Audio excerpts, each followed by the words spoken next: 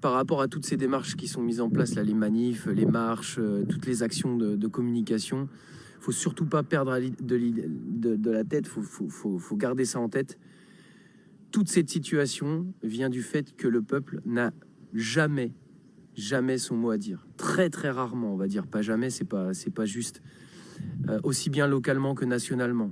Et c'est très compliqué d'expliquer ces notions de référendum, d'initiative citoyenne, mais c'est la clé principale, c'est la clé qui peut nous permettre de reprendre en fait le contre-pouvoir populaire que nous n'avons pratiquement jamais eu.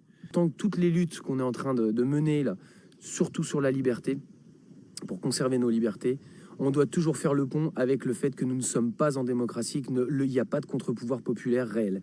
Et c'est ça, en fait, le fond, la cause des causes, c'est ça le fond du combat. C'est réellement ça, le fond du combat.